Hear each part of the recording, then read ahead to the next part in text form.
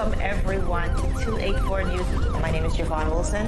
I'm Kamal Haynes. And I'm Ron Grant. And we are so thrilled and happy to be coming to you live out of the beautiful British Virgin Islands. The content continues via our website, 284media.com.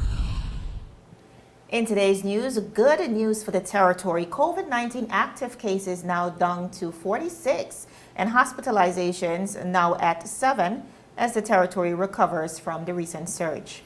And the Education Ministry to conduct survey assessment to determine whether teachers and parents are comfortable with the return of face-to-face classes. As the conversations of raising teachers' salaries continue, we see the responsibility being tossed between the governor's office as well as the government. Now, the governor spoke on this just yesterday, and today the minister has responded. We have all the details. And residents warn of the dangers associated with abusing the intake of vitamins and supplements following a recent study which has shown an increase in liver damage. And Seacoast Bay Basketball Club invites children ages 8 to 14 to participate in free basketball and baseball summer camp initiative. This and more stories when 284 News returns. You value traditions. Today, You value music. You value education. Family. I love you. Service. Thank you. You're welcome. Love. Life. At Popular, we're committed to you and everything our community values. For the things you value the most, count on us. Popular.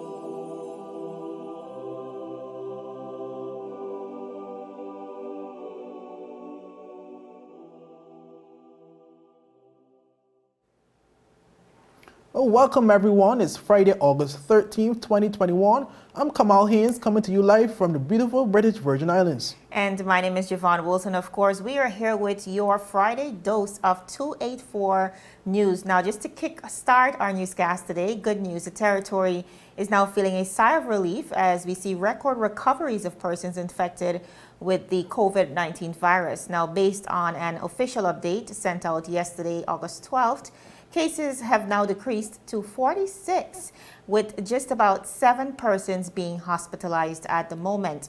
Based on the report you're seeing as well, 100% of those hospitalized cases are unvaccinated. Also, the update revealed that just about 12,433 persons are now fully vaccinated in the territory. Viewers, of course, we will continue to keep you updated, and we want to send speedy recovery wishes to all of those who are also hospitalized, but at the extended 46 cases as well. Kamal. Yeah, good news indeed, considering that, just a couple of weeks ago we were the talk of the Caribbean, with a number of regions pointing to these 1,600 plus cases we had, and we also would have seen a number of other countries increasing stipulations to prevent persons from coming here, from here to actually travel to their countries. Yes. Obviously having to quarantine, and we expect some good, news regionally and internationally with the coming weeks as it pertains to these restrictions uplift. In terms of we probably will be back on the green list for England, hopefully. And we look forward to that. Yes. Yeah, definitely. And again, speaking to the fluidity of this pandemic, of course, in order for us to get those numbers relatively low, we have to do what is right, viewers, and that is based Indeed. on the protocols. As we dive into today's newscast, for quite a number of years, public servants in the territory have been calling for a raise in their compensation. But most recently, viewers, we carried a story here at 284 Media regarding a local teacher who took to Facebook and candidly revealed her salary, a very low salary that she and so many other teachers are paid, and of course cross-referencing that to the high cost of living here in the territory, not just regarding teachers, but also across the public servants. We hear persons continue to complain about this particular issue. Now, viewers, being that the public service falls directly under the portfolio of the governor's office, more particularly the deputy governor's office, we were able to pose this question and all the concerns related directly to the governor of the Virgin Islands, His Excellency John Rankin, yesterday during an exclusive interview. Let's listen to what he had to say about the matter. Governor, I'd like to move on to the public service. We do know for years and years, residents of this territory have been really calling for a raise in salary as it relates to public servants. And I know most recently a teacher took to social media in a very brave and candid move, I think, to outline the wages, the low wages that teachers are paid, even when, in her case, she would have achieved a master's level degree qualifications. We've also heard that the local government has submitted a detailed plan to your office for salary review as it relates to that particular topic, raising compensation for our public servants. I mean, yes, we were able to zero in on teachers recently, but as we examine the public service, there is a dire need for public servants to be paid more. We have also seen this resulting in a lot of our qualified locals resorting overseas just to ensure that they're receiving a healthy compensation for their worth. So as it relates to that, what would you say is the next step as it relates to the plan that government submitted to your office? And what can we look forward to as it relates to any form of increased compensations for teachers, but as well as other public servants? Well, first, let me express my full respect for teachers and the importance of the work they do. I'm father myself of 3 children, now young adults, but I know that their education was absolutely key to their development, and good education for the young people at BVI represents the future of BVI and will help this territory to develop and be the best it can be. So I have great respect for what teachers do on a day-to-day basis and recognise the importance of their work. Secondly, under the Constitution, I have responsibility for the public service as a whole, and in particular, I want to have a well-qualified, skilled public service and an impartial public service operating without undue interference, but giving objective advice to government, to ministers, and myself in their work. And a professional public service will serve this island well.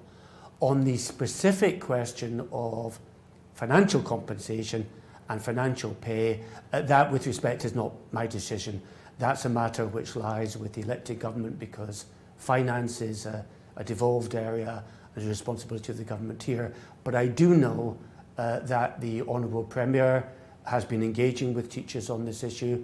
I know that the Premier is keen to find a resolution to current challenges, and I hope that happens. We need a properly rewarded, well-paid public service within the funds which are available, and I will support solutions to that effect. Funny enough, Governor, when this issue was brought up by the teacher in question, we spoke to the Minister for Education, which is, of course, representative of. The minister in particular said that the government cannot raise compensation in the territory.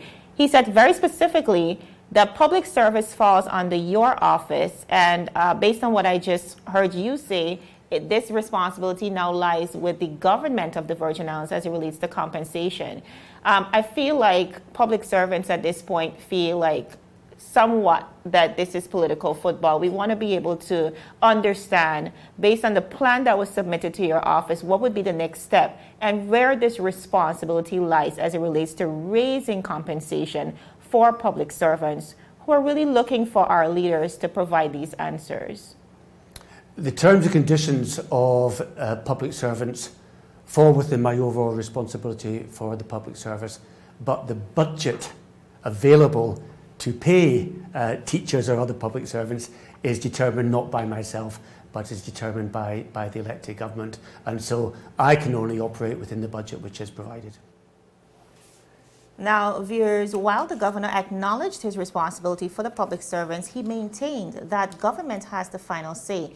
This was, however, rebutted by the Minister of Education and Culture, Dr. the Honorable Natalio D. Wheatley, in an invited comment today by our newsroom. Dr. Wheatley said that the governor failed to highlight his office's role in actually doing the review before it can be approved and budgeted for by government. Listen in. The governor's comments on the interview that 284 Media conducted left out some crucial information. Of course, the governor did confirm that the governor and the deputy governor are responsible for the public service, including their terms and conditions. This can be confirmed by simply looking at the Constitution. Now, the governor neglected to speak about the process that must be gone through to raise public servants' salary. The first part of this process has been completed, which is for cabinet to make the decision to have a salary review. This salary review is presently with the deputy governor and the governor, and they must go through this exercise, and then when the exercise is completed, they can present the findings to the cabinet and to the Minister of Finance, who will then have to budget the money, identify the source of funds, and budget the money for whatever amount of money will be required to implement the recommendations. So the governor left out crucial information necessary to educate the public. So the cabinet has done its part. The deputy governor and the governor must do their part. And then when they are complete their part, then of course the cabinet will have yet another part to play in terms of the allocation of the resources. The governor left a crucial piece out of it, which has to do with the salary review. And all of this is public information and can be confirmed easily by looking at the Gazette, where the cabinet decision for the salary review would be.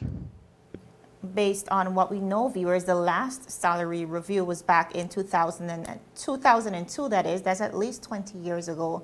That was done by KPMG, the office out of Jamaica, that is. But based on what the education minister is now saying, salary increase has to follow a due process.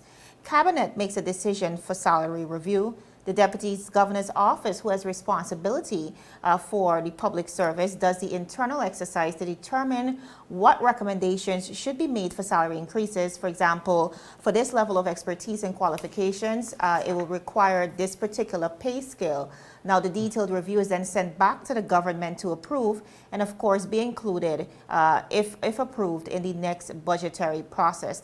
But Kamal, of course, based on what we've seen unraveled recently, I think many persons, even though we continue to push for the wages to be increased, I don't think a lot of persons understand the due process that has to follow.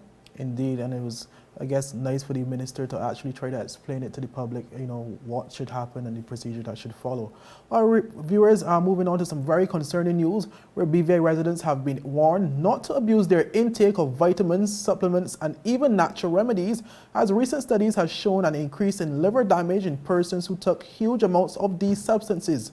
But this appeal comes from public health nutritionist Patrice Maduro, who made the comments during a recent COVID-19 live panel discussion. Well, according to Maduro, Since the advent of COVID-19, a number of persons have been increasing their intake of vitamins and supplements to boost their immune systems. But she said this practice is not highly recommended for some persons, as the body only consumes a certain amount of these substances, therefore resulting in the liver and kidney having to process these excess materials. We'll take a listen. In terms of healthy eating, one of the things that we've always pushed from the beginning is that getting in all of your fresh fruits and vegetables, because all of these things gives you all the nutrients that you would need to in order to strengthen your immunity. Okay, I know a lot of people are reading the studies about vitamin D and vitamin C and how they would give you a better chance in fighting the virus. Well, if you look deeper into these studies, what you would see that the patients themselves originally was already deficient in these nutrients. There wasn't patients that they had adequate levels already in their body. Because what the studies are seeing is that if you have an adequate amounts to begin with, topping yourself up with more, it doesn't do anything for it. Okay? So basically, a lot of people here are just producing what I like to call expensive urine. Basically, because they're just pumping all of these things in their system and they're just passing it out, especially our water-soluble vitamins, because we know that the body doesn't store them. So once the body has efficient enough for the day, it just excretes it out. Another thing that I think it was in Australia, a report came out the other day, is that they're seeing an increase in liver damage to the point where there has to be liver transplant. And it's not from the regular stuff like the misuse of alcohol or overdosing of paracetamol. Is that because people are taking massive amounts of these supplements and these herbal stimulants and so forth, they're actually having now a negative impact on the liver. So that's something that we need to take into account as well. We like to say these are natural things and they don't have chemicals, but they are all chemicals nonetheless, whether they are natural forming or you synthesize them in a lab. But meanwhile, national epidemiologist Harmony Bruley-Messiah said there have been several reports in the territory of persons abusing the intake of ginger and garlic, which can lead to COVID-like symptoms. But she said this phenomenon has created a difficulty for public health officials in accurately diagnosing whether some individuals do indeed have symptoms of COVID.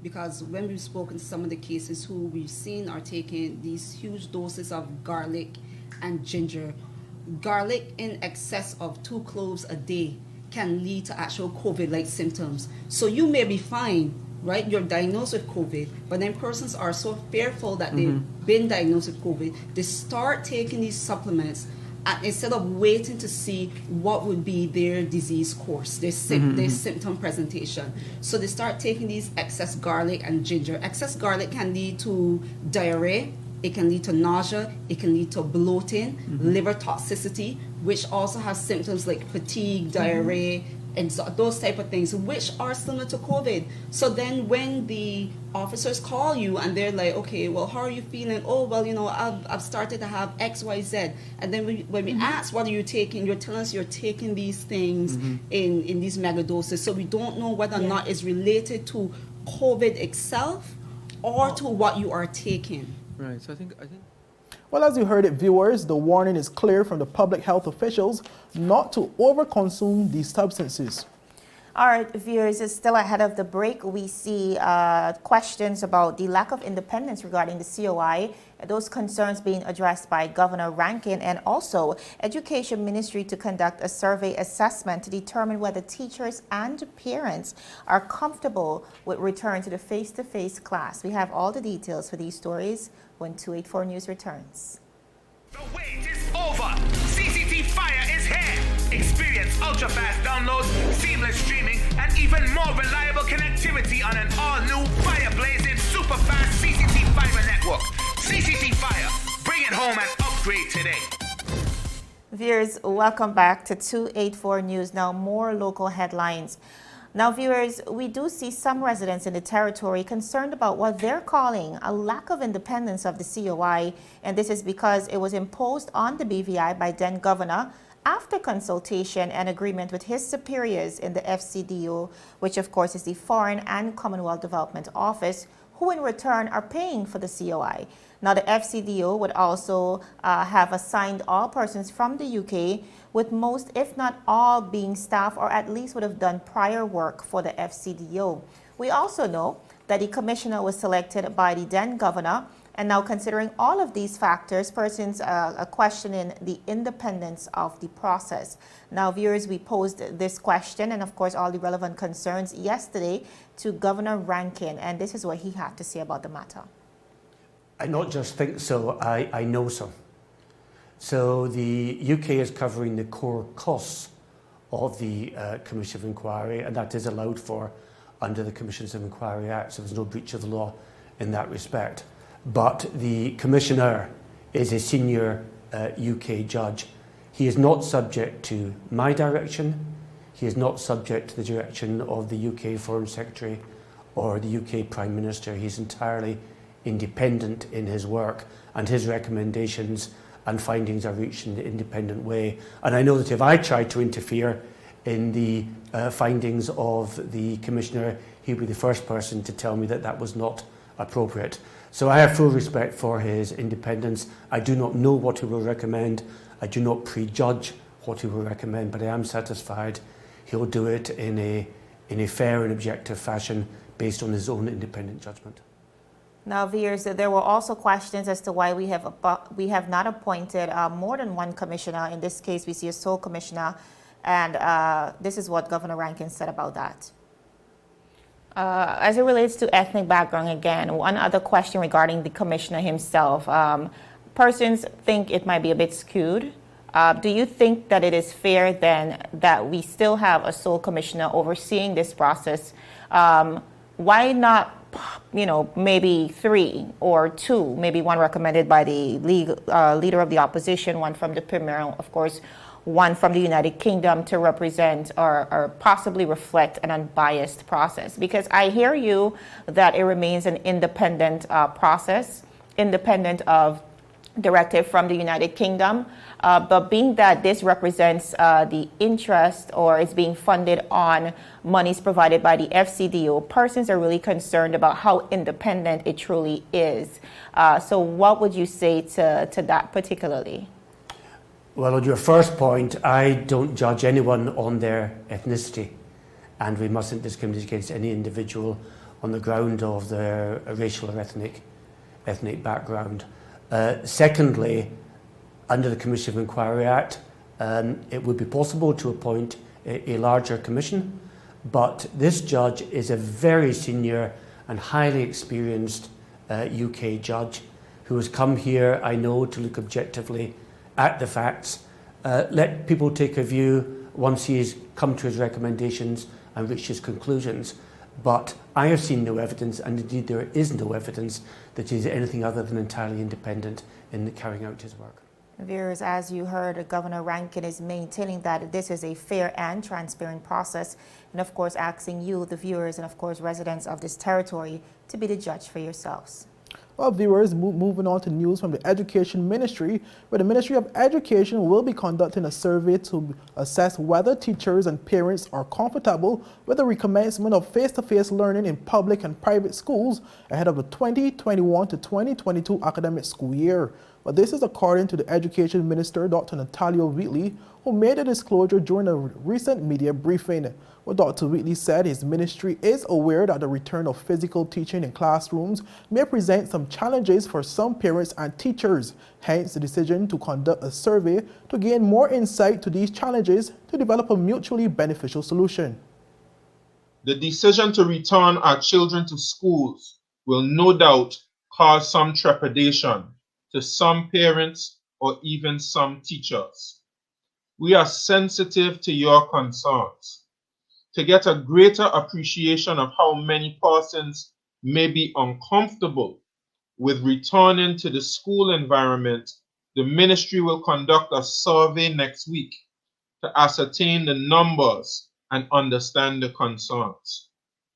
The findings of the survey will guide and help to determine possible alternatives, such as an online option.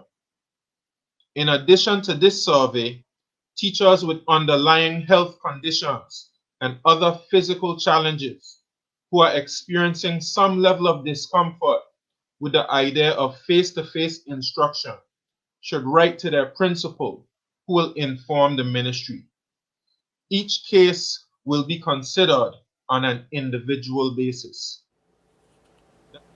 Well, the education minister said the decision to resume face-to-face instruction was needed to allow those children who were disadvantaged by the remote learning to get back on track with their studies. All schools, public and private, will be allowed to open and students will be free to return to school campuses and engage in face-to-face instruction for the 2021-2022 academic year. This decision has been made because we recognize that there are some students who will benefit from being in the classroom environment, and we are laser focused on our student success. We must also keep our children safe.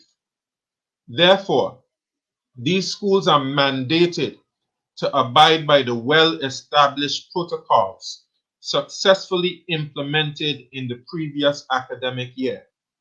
And we will take measures to ensure that these measures are adhered to, because we cannot afford to take chances with our students or teachers' health. We ask for the cooperation and diligence of all relevant individuals to ensure that those within our schools are protected. Our viewers, Dr. Willie also asks for the cooperation and diligence of all relevant individuals to ensure that they are within schools, to ensure that all persons within schools are protected. Well, the survey is expected to be conducted from Monday, August 16th. Well, Javon, this is obviously some interesting news, considering that, in terms of this particular topic was one that persons were waiting for a long time. And obviously the minister would have came out and he, addressed it as it pertains to, ensuring that, we have the voice of the teachers and the students, so we know that we are making the correct decision going forward. That inclusivity, is key, especially since our kids has been displaced for quite a significant amount of time, and teachers too forced to adopt under these circumstances. So I'm very happy to see the minister being as inclusive as possible. Well, viewers, now to our final story of the day, where the Seacoast Bay Basketball Club has commenced its third annual free basketball and baseball youth summer camp initiative, which is set to continue over the next week at 2 locations on Tortola. The president of the Seacoast Bay Basketball Club, Milton McLean, in an interview with 284 News on Thursday, August 12th, said the summer clinics will be held at the Greenland Playing Field in East End and at Capoons Bay in West End area. Well, according to McLean, the summer program, while at Greenland until tomorrow, Saturday, August 14th, will be accessible to children from District 6, 7, and 8 who are between the ages of 8 and 14. Well, children from District 1, 2, and 3 will have an opportunity to take part in the summer camp from Tuesday, August 17th to Friday, August 20th at the Playing Field in Capoons Bay, where the basketball clinic will take place from 9 a.m. to 11:30 a.m., while the baseball clinic will commence from 12:30 p.m. and run until 3 p.m. on both locations. Well, President McLean spoke on the origin of the summer camp, which is being sponsored by the BVI Olympic Committee for the 3rd consecutive year. After the hurricanes of 2017, there was little or no sporting activity. So Seacoast Basketball Club started an initiative in the summer of 2018, which was the basketball and baseball clinic, B&B, for young kids from about the age of 8 to 14. So since that time, we've been running it. We had it sponsored by the Guana Fund, and over the past 2 years, the BVI Olympic Committee has sponsored the event. So it's a 2-week clinic. This year, we're in the East. This week, actually, we're going to start out today, and we're going to run through Saturday because of the weather. And so next week, from the 17th to the 20th, we're going to be down at Capoons Bay, serving the 1st, 2nd, and 3rd district. This week, we're trying to serve the 6th, 7th, and 8th district at the Greenland Field. So next week, we'll be at the Capoons Bay Field, serving the 1st, 2nd, and 3rd district. Well, McLean also said that since the inception of the program, it has been well received from children across the territory. Well, he said to date, approximately 60% of the children are males, while the remaining 40% are females. Well, just to remind the viewers, the Greenland leg of the program concludes tomorrow, August 14th, while the Capoons Bay leg commences from Tuesday, August 17th, and runs until Friday, August 20th. Well, viewers, that's all we have for today's newscast. I'm Kamal Haynes. And my name is Javon Wilson. Have a beautiful weekend. See you next Monday. Bye-bye.